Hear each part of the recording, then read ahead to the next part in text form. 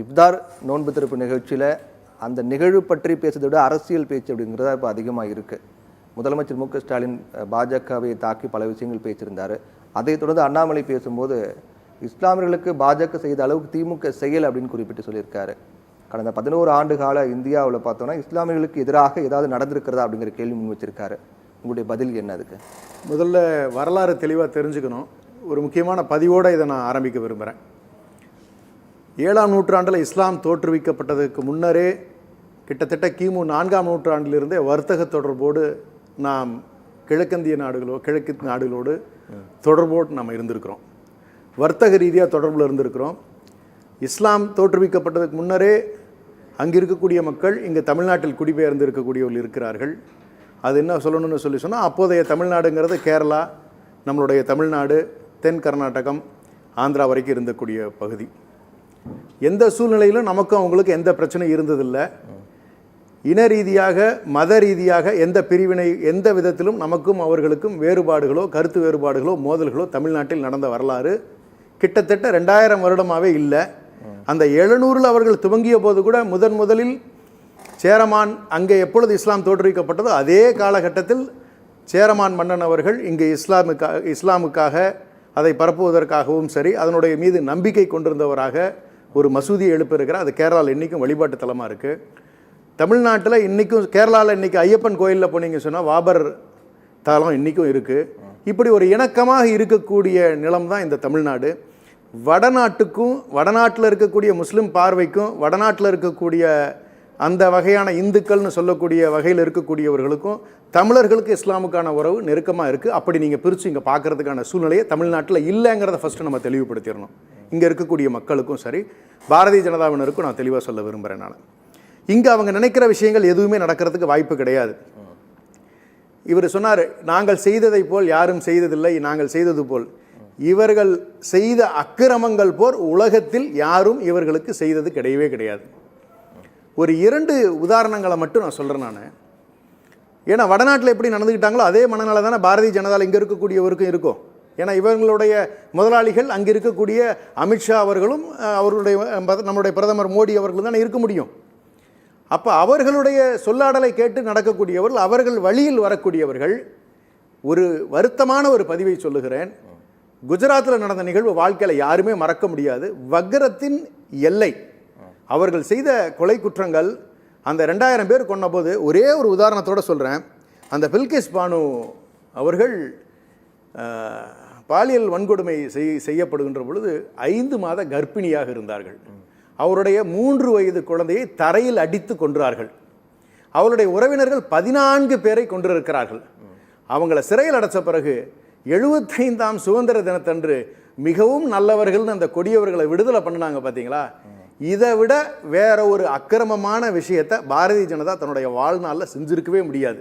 இது ஒரு உதாரணம். ஒரு குடும்பத்தை, ஒரு பெண்ணை பாரதிய ஜனதா எப்படி நடத்தியிருக்கு அப்படின்னு சொல்கிறதுக்கு. அப்படிப்பட்ட ஒரு வக்கரமான புத்தி உள்ளவர்களுடைய கட்சி தான் இவங்க வச்சுருக்காங்க.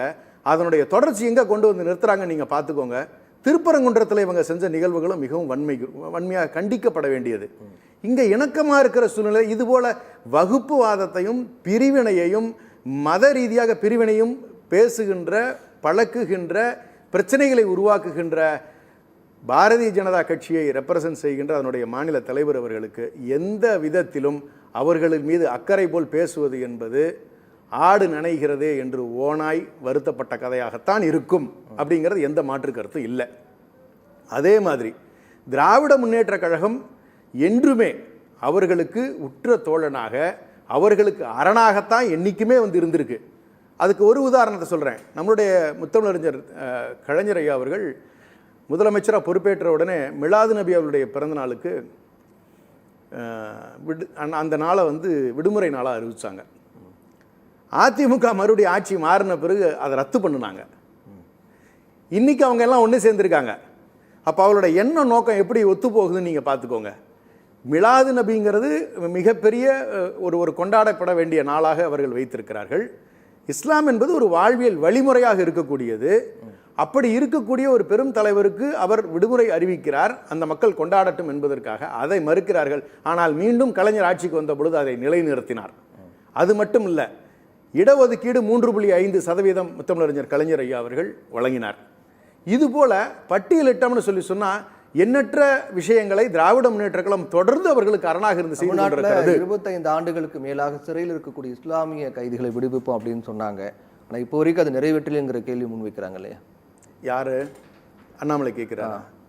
அது வழக்கின் தன்மையை பொறுத்தது. எல்லா வழக்கும் ஒரே வழக்காயிடுமா?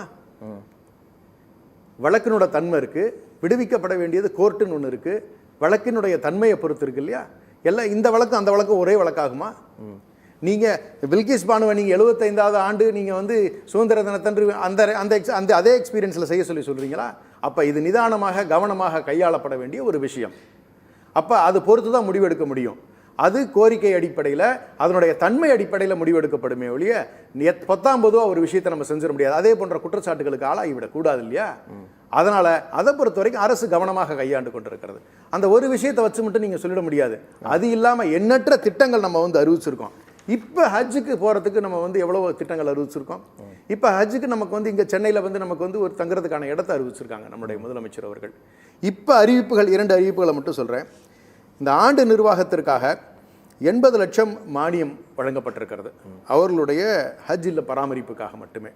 அதே மாதிரி எந்த ஒரு மாநில அரசும் செய்யாத ஒரு சில விஷயங்களை பட்டியலிட நான் விரும்புகிறேன். இப்போ இந்த அடிப்படையில் இந்தியாவில் 11 ஆண்டு காலத்தில் இஸ்லாமியர்களுக்கு எதிராக இதை நடந்திருக்கு சொல்ல முடியுமான்னு அண்ணாமலை கேட்குறாருன்னு நினைக்கிறீங்க?